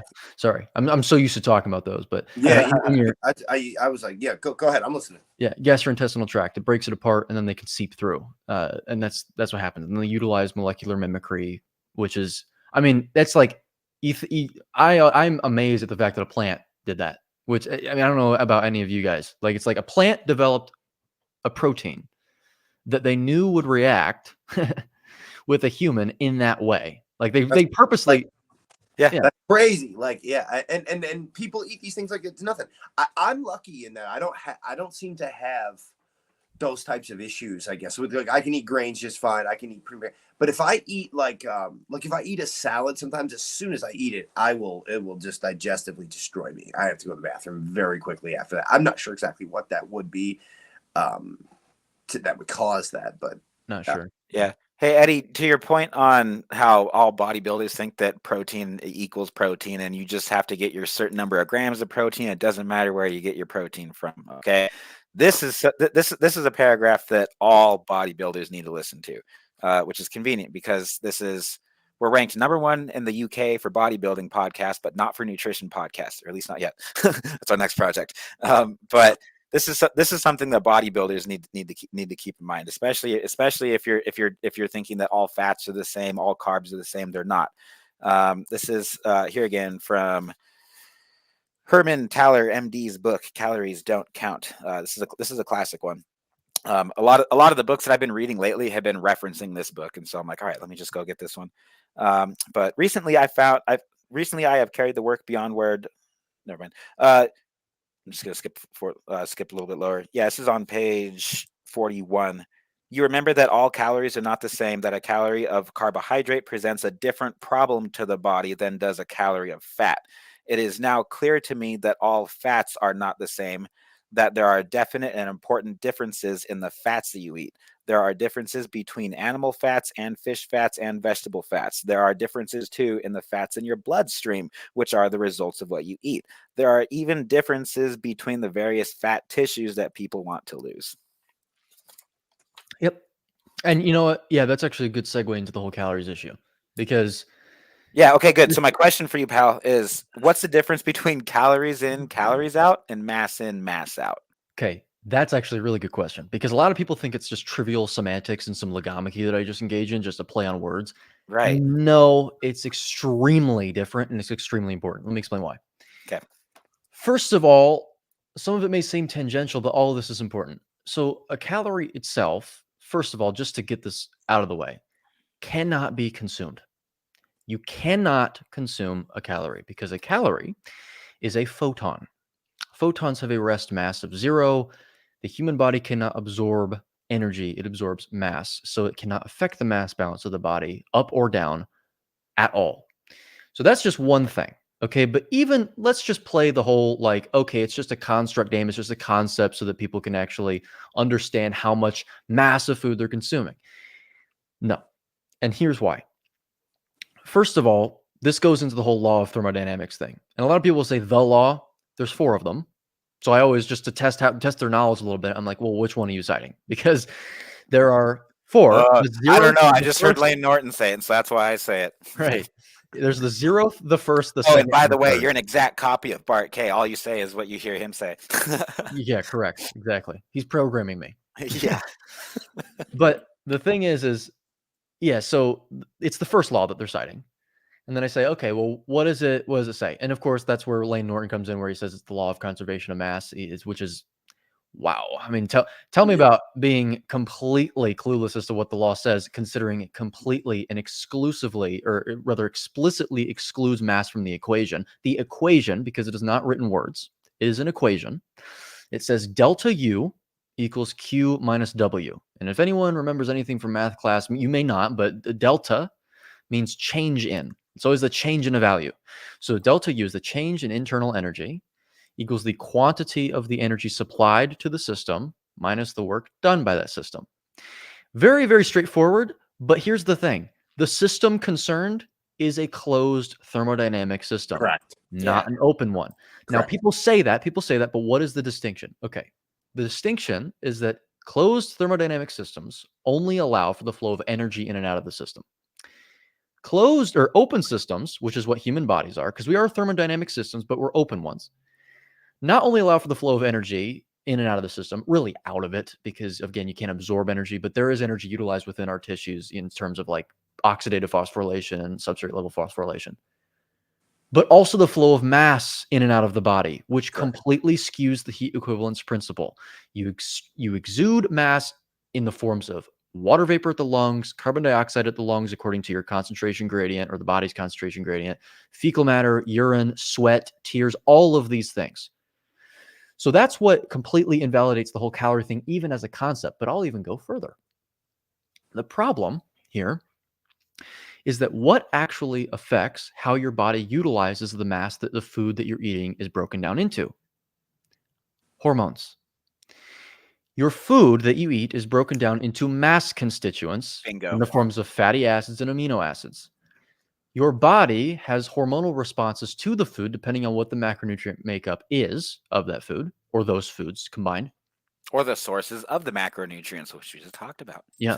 And that will affect how the body actually utilizes the mass. See, the thing is the main distinction is that when you say calories, technically all calories are the same because they're all photons, which is why so many people just care about, when they only care about calories, that's why they don't care about what food that they're eating, because they say, well, the calories are all the same. Well, that would only be the case if all you yielded from food were calories. You're not only yielding, don't even talk about the nutrients. Talk about just the things that they're broken down into, which is amino acids and fatty acids. How much your body is going to store of those and how much your body is going to expend of those is determined by the hormonal response of the food, which is why mass and calories is a very important distinction, because when you say mass, that raises the necessary query. What mass are you talking about? Are you talking about amino acids? Are you talking about fatty acids? Are you talking about carbohydrates? Are you talking about it all changes. When you say calories, technically, yes, all calories are the same because they're all photons of light. Correct. And then, of course, that's ever been. Yeah. Whether it comes from wood, food, it don't matter. Exactly. Like that's where like all these influencers are saying like, well, no, that's different because they're nutritional calories. And it's like, there's no such thing. They're all kcals, all of them. It's so funny. Like the arrogance of people. Like I love it. You know, my favorite thing is when people go on Bart K's show and they want to have a debate. And like, I just want to grab, like, there was, believe it or not, like a year or two ago, there was a guy named Vegan Bazooka. Yeah. He had I know. That very day before I was having a conversation with him, he wanted to have a phone debate with me. I talked to him over the phone the day before. That was actually the first video I ever saw of Bart K, was that debate. And I didn't know he even knew who Bart K was when I had the phone call with him. And I said, you know, a lot of the same things that Bart told him, obviously not quite as eloquently, but what bothers me is that, like, the absolute utter arrogance of you to think that you are going to go on a podcast with a senior academic in his absolute area of academic expertise for 3 fucking decades, and you have the intestinal fortitude to stand in front of him and you're going to tell him about how this works. It blows my mind. And if you look in the comments of those videos, like, people just feel bad for him. They're like, "Hey, like, at least he tried. At least he went up against Bart." You know? That's exactly what they all say. It's always what I see. I'm expecting people in the comments to like vituperate them with Bart, and sometimes you'll get those, but a lot of times they're going like with the most recent one, Peter Rogers, MD, went on there, and all the comments were like, "I feel so bad for Peter." Actually, like, I don't feel bad for him at all. Like, I really don't either. And I mean, call me a bad person. I don't think I am. I think it's like one of those things where if you're going to exhibit that much arrogance, you have to face the consequences of your actions. I'm sorry. Like, at that point, I'm on that team, Eddie. If you like, if I would be so kind to him and be like, listen, I appreciate you. I'm not, I don't want you to ever think that I'm stepping into like, okay, I was in the military. I served Iraq. I've served in Afghanistan. That would be like somebody for that, by the way. Me about combat tactics or canine handling or explosive detection work. Those are my absolute areas of expertise. I've been doing that for 17 years. And I'm like, who are you? Like, that's what I've done for men. I'm not even like an expert in that, as far as like, I'm not a major or a captain or anything like that. You know what I mean? But that's what I've done for my entire career. Who are you to come in here and tell me? Like, that's why people don't understand, because they say Bart is an asshole. Of course he is. You are walking into his absolute arena and you have balls to tell him, like, I would tell you, you're an idiot too. Yeah. I'm like, you're an arrogant moron to think that you're going to walk in here and tell this guy about anything when it comes to science. I love they do it because it's absolutely entertaining. Yeah. But I love it that they do it. It's not only that, you can very clearly see the other exhibition of their arrogance when they clearly have done no research as to who Bart is, and also what he has done in the past with the other people that he's talked to and what he said to them. Because they'll say the same trite, banal things that the other person on his other debate said. And it's like, when you prepare, I don't know about you, but if I were to prepare for a debate, I would look at how the other person debates, and I would look at their other debates, and I'd see what they say and like what their opinions are. I'd also look into their background as well. I don't even think Vegan Bazooka that we were talking about even did that. I don't think he even looked at who Bart was. I'm not even got a fucking pulse. He's like Pluto. Like, I talked to this guy on the phone. I asked him at one point, "Are you okay? Like, are you all right?" Like, his like. And you see with the vegan community, I've got a guy that I work with who has this debate with me literally once a week. He's a guy who lives in Brooklyn, and he's like a 24-year vegan. He's the longest vegan I've ever seen. His legs are and it's rare to see that. Yeah, it's rare. It is rare. And you see, I talk to him all the time about this, and I'm like, his name's Musa. I go, Musa, I don't even think that you realize, man, how you are completely unplugged from objective reality. You can't stay on topic. You dance all over the place. It is patently clear to anybody who talks to you, man. At this point, I'm concerned. Like, it's not an insult. It is genuine concern. I've had this conversation with other people before. I'm like, please do not think that I'm insulting you, because I know that it sounds like an insult because these are the same things that someone that we're trying to insult you would be saying. But I'm not saying it in an insulting way. It's like, listen, I'm really trying to help. Not trying to be a dick, but you're a fucking idiot. Yeah. But that's exactly what it is. Like, I have to stop him and like, Musa, you made a comment about X and now we're on R and you got that way. I can't follow you. You're all over the shop, brother. Like, And he does not notice. He doesn't notice. It's the brain fog. It's a real thing. If you look at, it's so patently obvious to pluck apart the vegan ideology, because it's just like, if I have to supplement it to stay alive, that should tell you everything that you need to know. It should end right there. It should end right there. Have you ever seen a lion with a B12 supplement? Nope. And a fanny pack when he rips it out? And, no, come on, man.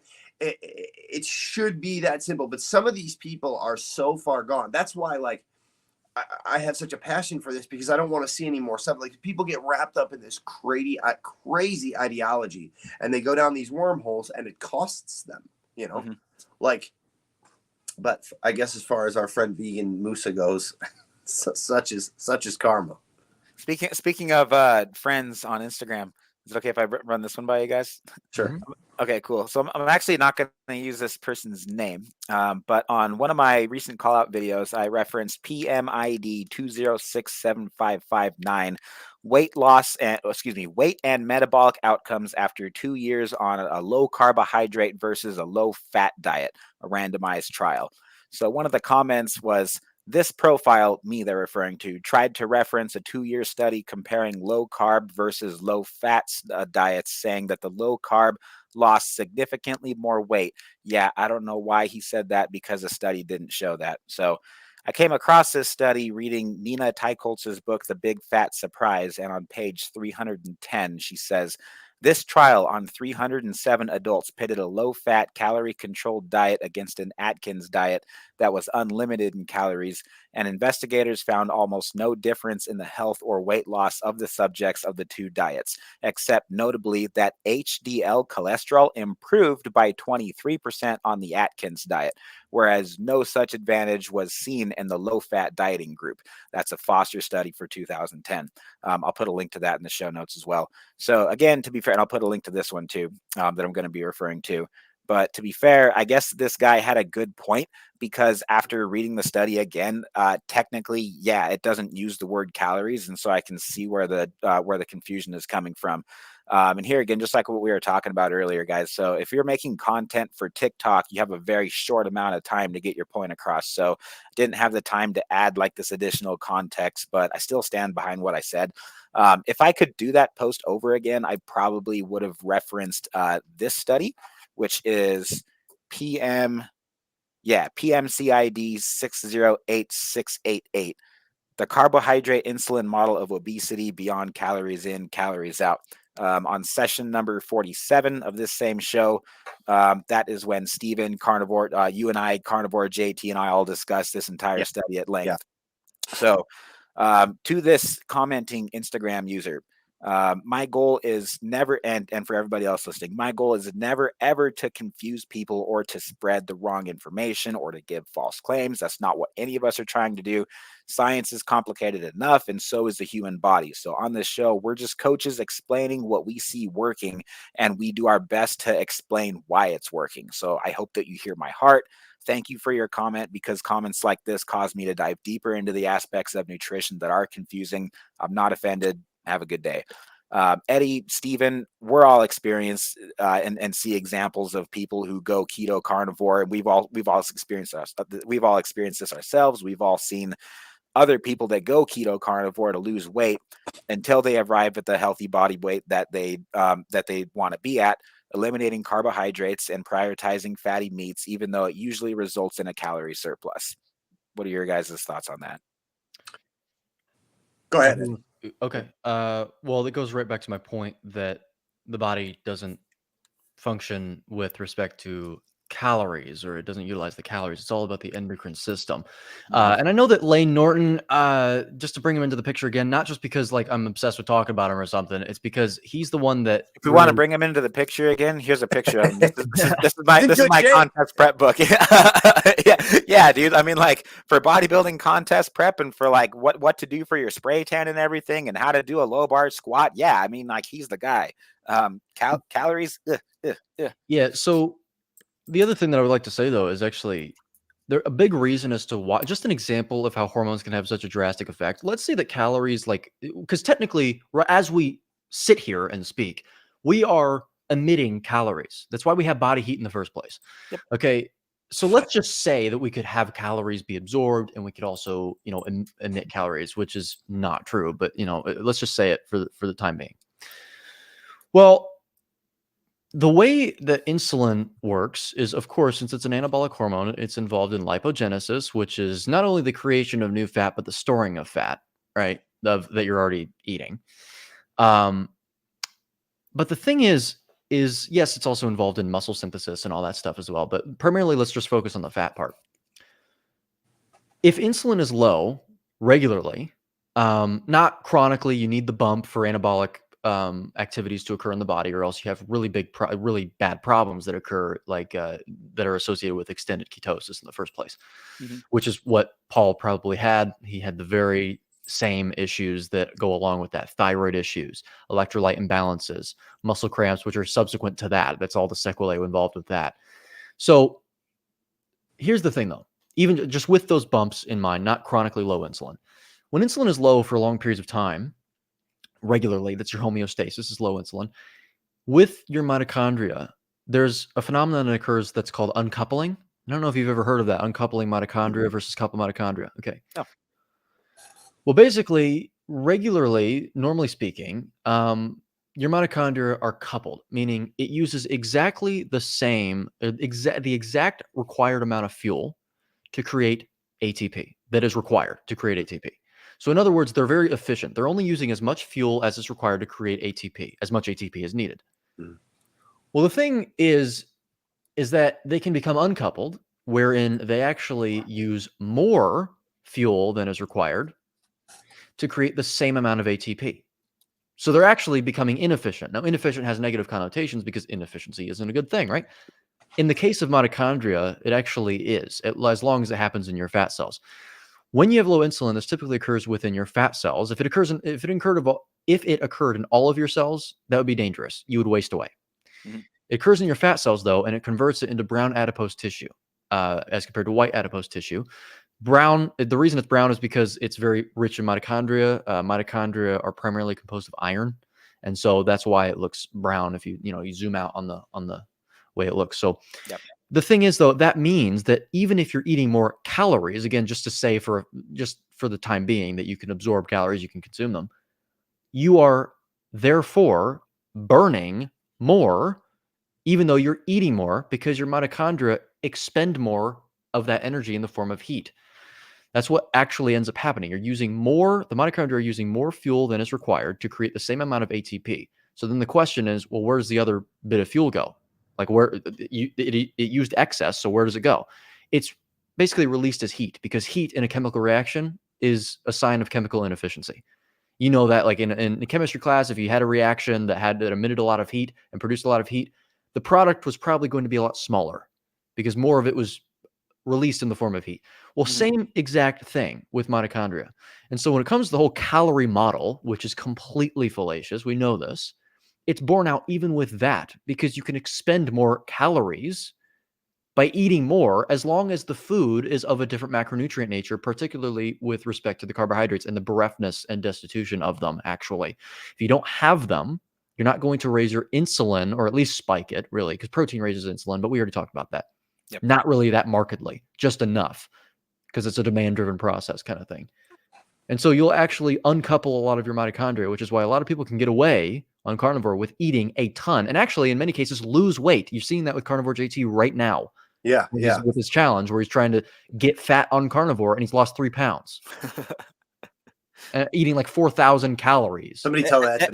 Everybody listening, with all due respect, I mean, with no disrespect whatsoever, but just think of the 5 most obese people that you know. I promise none of them got there by eating fat and not carbs. It was carbs that were probably the root of everything. If they did, it was in the form of seed oils. Because the type of fat matters, and that type of fat does tend to, though. I know that. That's crazy. I believe that's 100%, because I've done some research into polyunsaturates. They're really, really toxic. Yeah. They're really not good for you. You should not. There's 3 primary reasons as to why, too. I mean, the number one that's cited is the fact that it causes inflammation via it's really, We say polyunsaturated fatty acids. Really, there's one in particular that those PUFAs or those seed oils are teaming with, and it's linoleic acid. Paul Saladino has talked about that because he thinks it is the only bane and scourge of our existence, and that's the problem. He uses that as a scapegoat for everything. Always, yeah, linoleic acid, yeah. It's not a good thing at all. It's extremely damaging. But the way in which that reacts with the reason why it's damaging is because there are two enzymes within your body that are called, there's cyclooxygenase and lipoxygenase, and really abbreviated as COX and LOX. Now, the way in which they work is, the way in which enzymes work is they react with the substrate and then they form a product. That's just to be extremely simplistic with it. Sure. They react with the substrate and then it creates an enzyme substrate sort of complex. They bind together. And then it separates back into enzyme and product. Whoa. How'd you do that? Did you see that? It's because I did a heart. You did it. I see. Oh, wow. That's crazy. Go ahead. Did not know. For the Okay, sorry. Who don't know, he just created a CG graphic when he put his hands together to kind of use his hands to talk. And I love linoleic acid. There you go. There it is. Go ahead. Anyway, continue. I was listening. Yeah. So basically, these enzymes react with a substrate and then they create a product. Well, the enzymes concerned, like I said, are cyclooxygenase and lipoxygenase. We'll call them COX and LOX for now. The substrate that these react with is linoleic acid. Now, what happens? What is the product that is created from these? Well, there's a few. There's four in particular, but there's three of them that are inflammatory. You've got thromboxanes. Okay, and I don't know if you've ever seen those on you've seen the name of those on prescription drugs or anything. It doesn't sound familiar. So they are clotting agents. They cause the blood to clot. That is what they're designed to do. Okay, it is an inflammatory mediator. That's what it does. It is also a vasoconstrictor. It will constrict your blood vessels. Okay. Then you've got leukotrienes, which I don't know if you've heard of those either. And these, a lot of times when you talk about chemical names, they sound so foreign and cryptic. Yeah, no, I've never. Yeah, no. So you've got leukotrienes and then prostaglandins. Now, both of those do effectively the same thing. They are mediators of acute inflammation. They effectuate an immune response, an inflammatory cascade within the body. Okay, primarily once again with the acute phase, not the chronic phase. But either way, what leads to what? Acute leads to chronic if it's it never goes away. So the thing is, the other one's lipoxins, but those seem to actually be a little anti-inflammatory. But either way, 3 out of the 4 are inflammatory. And so you've got blood clotters, you've got vasoconstrictors, and you've got mediators of acute inflammation. Now, typically what's supposed to happen is your body creates linoleic acid from certain precursors from other fats that you eat, primarily usually in the form of ruminant meat. You get just enough polyunsaturated fatty acids from ruminant meat to produce the amount that you need. Yeah. What we're doing right now is we're guzzling these seed oils every single day. Oh, yeah. Yeah. All day as well. You've got, there's another thumbs up. Look at that. Yeah. But you've got every single day, multiple times a day, and we can maybe touch on, if we have time, we can touch on the whole eating multiple times a day and whether that's indicated or not, because I have some opinions on that. But every single day, I know that every time you eat, there's an acute, inflammatory process, and they do believe that that's an evolutionary hack simply because of the foods we were walking up on were so. They were toxic, and we never knew whether the next food we ate was going to kill us or not. So our bodies were sort of to ready the troops, so to speak. Every time we would eat, they have a reaction. You have a reaction. Some of it is also due to the bacteria that's within food, always just inherent in food. So do you prefer more OMAD then? Yeah. Yeah. Mm-hmm. Yeah, I think so too. Me too. That's where most of us gravitate towards, and even for bulking too. I get bodybuilders that ask me all the time, can you? I get bodybuilders that ask me all the time, can you bulk on one meal a day? And I've never had a problem with it. Most of my athletes have never had a problem with it. The only time I ever really recommend spacing out your protein for bulking into 3 or more meals a day is if you're just flat out a hard gainer, and sometimes that'll do it. But other than that, no, one meal a day. that's what most of us carnivores just gravitate towards too, right? Yeah. I got a client call in 7 minutes though, Colt. So okay, cool. If you just want to say goodbye, if you don't mind, guys, go ahead. I was gonna wrap up on 10 minutes about Cirol and stem cells. So. Okay. Let me because I got this client call. But thanks for inviting me. Thanks for the time, dude. Eddie, it was awesome to finally meet you, man. Continue on your story, man. I hope everything goes well for you. Yeah, you too. We'll talk more later on. I'm sure. So yeah. All right, guys. Thanks for everything, Stephen. Make sure you tell that client to eat lots of honey and lots of fruit, just like. 400 grams a day. I will. Yep. Oils. Yep. They'll be fine. Okay. See ya. Good stuff, man. Cirul, stem cells. And speaking of Bart K, this is something that I was totally sold on after talking with him. My wife and I have both been using it. My feet were pretty much healed from plantar fasciitis when I started taking this stuff. Mm. And that was from an injury that occurred during weightlifting, actually dropping. How much does that thing weigh? Over 1,000 pounds for sure. But yeah, drop something that was over 1,000 pounds on my foot. There was a fracture, and I was doing an insane amount of running at the time. So like basically, long story short, my feet have kind of been through hell and back. And they feel great now. My wife started taking it for hair loss. Her hair is thick and beautiful, and she says that she notices improvements in it too. So I'm just curious, why did you start taking Cerol? Well, when I started taking it, it was in October of 2022, and that was during the strenuous times of my treatments. And so when I found out about stem cells and all that stuff, and how the ones that it actually releases and the way in which it releases them basically makes it to where it's an unlimited supply. Yep. It is. I realized very quickly, I was like, I need to get on that now, just to see if it'll do anything.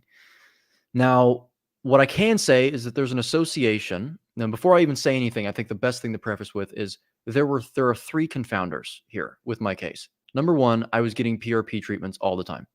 Number 2, I had just started the carnivore diet in August, like the true carnivore diet, August 23rd of 2022. So I was only on the diet for 2 months. So I was still going to go through changes with that. And then I started taking Cerul as well. So it would be irresponsible of me to say that any changes are due to one of those factors alone, because I have no idea. Okay. Yeah. Okay. So what I can say is my opinion, though, is I believe that Cerul did help with something. Whenever I was about 14, maybe even earlier, like 13, just like every other teenager, I was dealing with acne, but nowhere to the degree that other teenagers deal with it. Okay.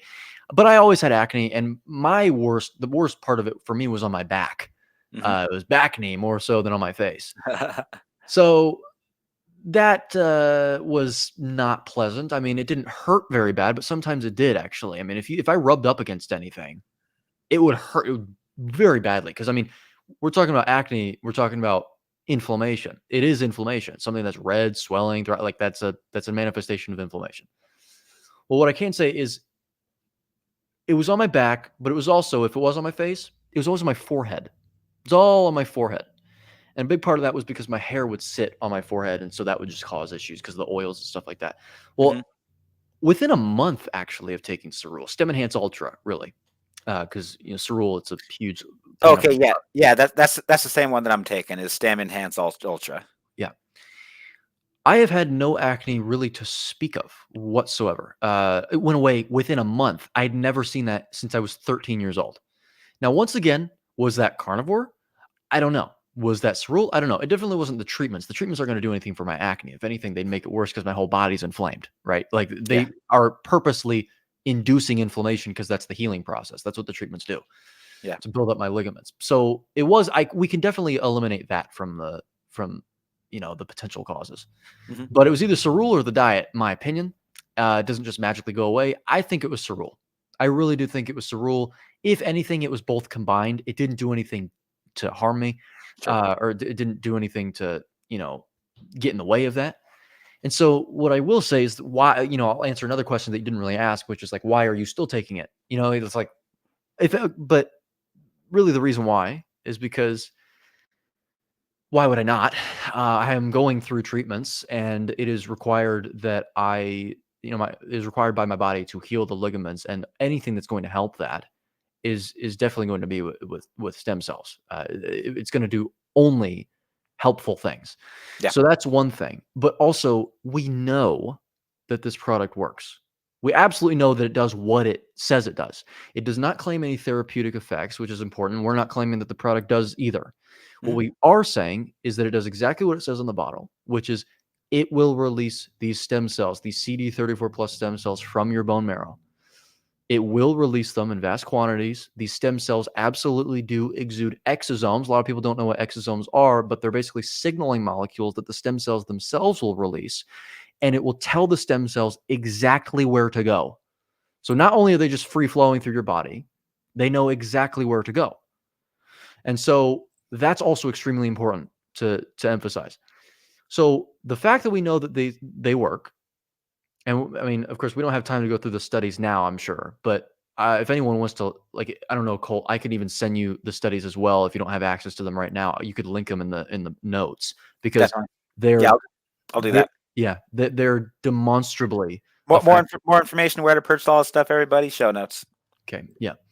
So with that being said, I take StemEnhance. I take Plasma Flow right now. I did get the buy one get one. I did take advantage of that buy one get one free offer as an IBO, and we can talk about being an IBO as well, because the thing about Cerule is that it is a business opportunity. Yep, absolutely. I am living proof of that. Actually, at least from my perspective, I'm not extremely affluent right now. I just started, but even just within 1 month, I have made more money than I thought that you ever could by selling a product that absolutely does help people. There are a myriad of positive testimonies, and also, most importantly, the other important aspect is there are zero that anyone has ever heard of negative testimonies. This product has really no negative side effects to speak of.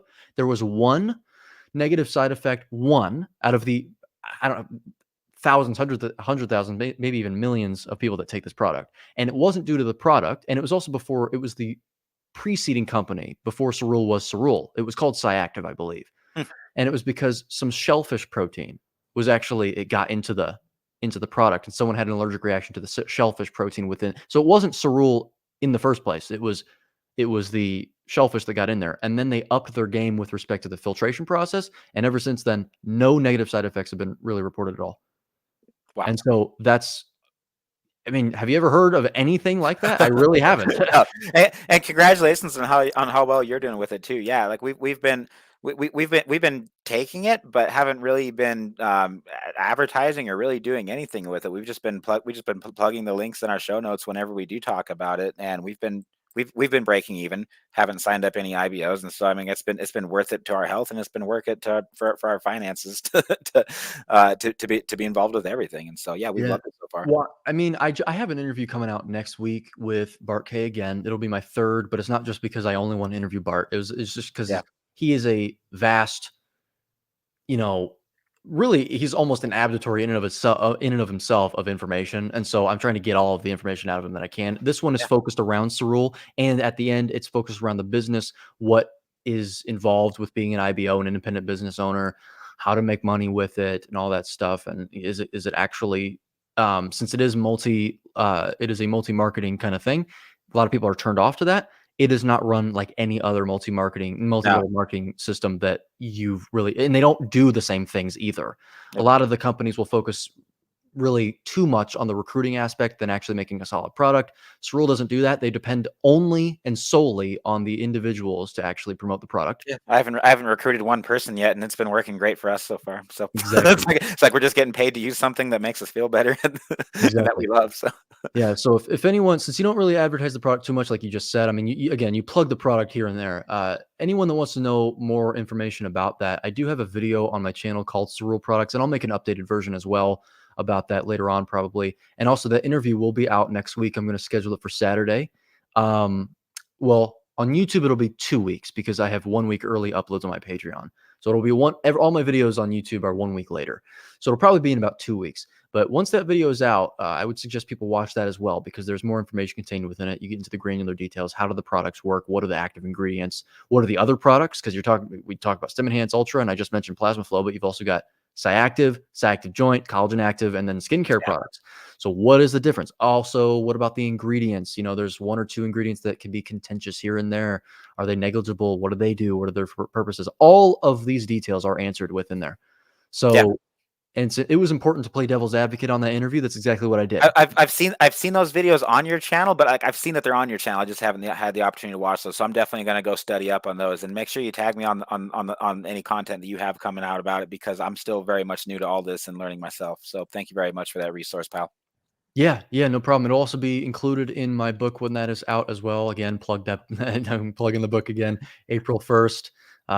Which I'm pretty excited about. The book actually looks really great. I got the paperback author proof here, and it's looking pretty good. I'm pretty stoked for people to actually read that. Or where can people go to find it?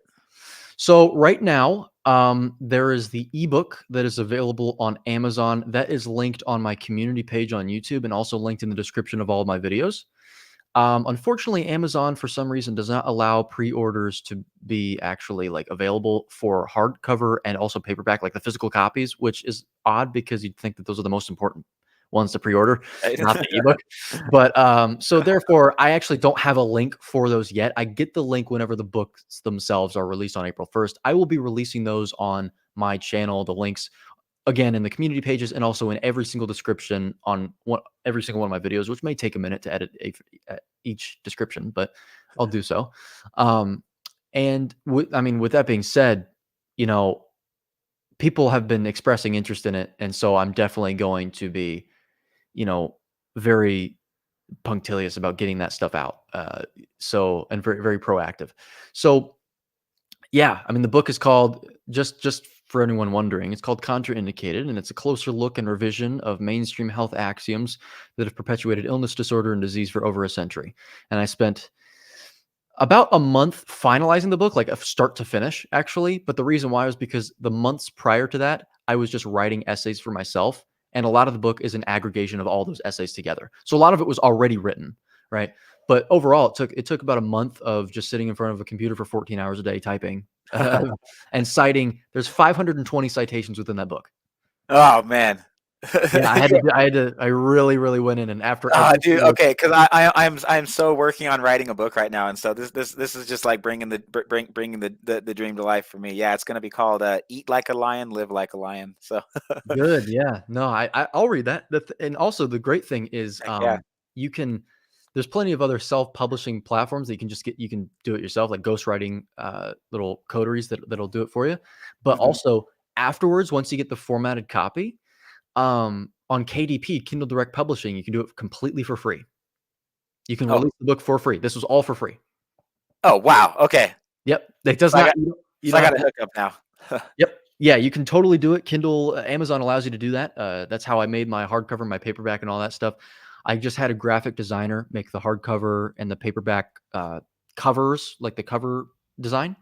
Yeah. And then I had a group, which honestly, they were no help at all. If anyone is writing a book, just so you know, Colt, since you're writing a book, never, ever, ever go through the Ghostwriting Club based in LA. They are okay.